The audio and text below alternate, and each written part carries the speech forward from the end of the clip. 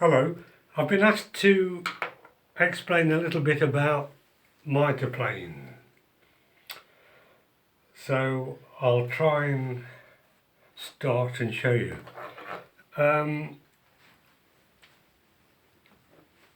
The English mitre plane is a bog standard shape, and that's what it looks like, the original mitre planes. And they were invented about the last quarter of the 18th century, roughly, 17, perhaps 70 onwards. And incidentally, at the same time, the wooden mitre plane was invented, which I'll talk about later.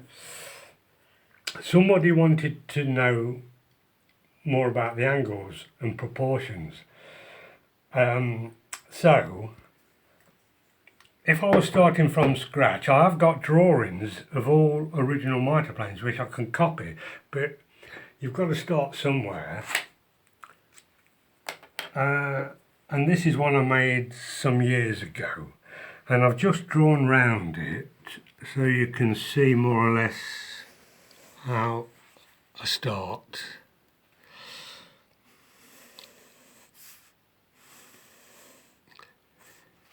That's a copy of this one. So, roughly speaking, the mouth wants to be round about the third of the length of the body. It's not important, but that's what they seem to, most of them, come by. So there's the mouth on this one, and there's the bed angle. I'd already drawn it. 25 degrees this one. Now, when you bend the bar round there, or round any former, at the end of the curve, which is in this instance somewhere about there, will be about here somewhere. So, starting from scratch, I've drawn a mouth.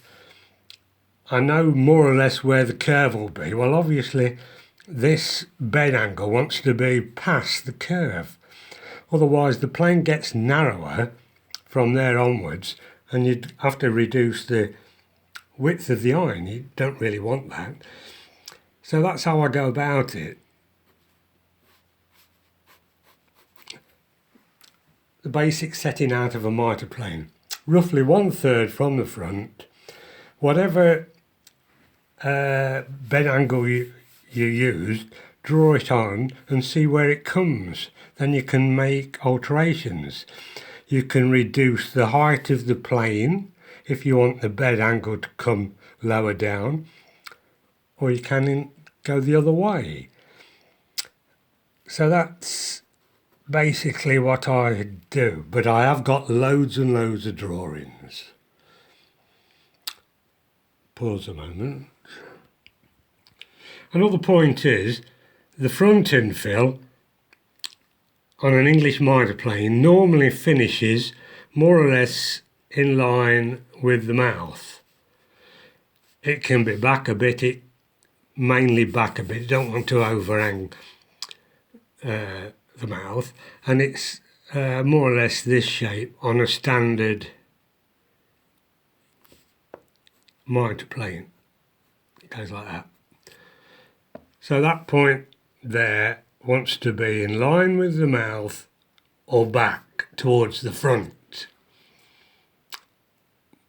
Again, you can just draw that roughly to see how it'll finish. I never know how long the plane is going to finish at this stage, nor will you, I don't think. But after you've made one, you've got some idea how much the bend takes, this, that and the other. And of course you can do different widths. You've got to sort of estimate how far that'll go round there to get this line there, if that makes sense. To mention, I'll put one dovetail in front of the mouth and 2 behind. You could do as many as you want behind. But again, your last dovetail, because I do it in the straight, set it out, it's got to be inwards of where the bend starts. And also, you want the tongue and groove joint, you want slightly more metal behind the mouth than you do in front, and you don't want dovetails like that. It doesn't look right, and it just isn't right. You want just a gentle slope.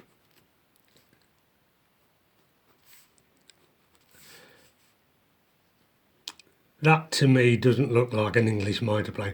English mitre planes are never like that. They're just, in fact, some of the early ones are virtually straight. But anyway, that's up to you. So that's it.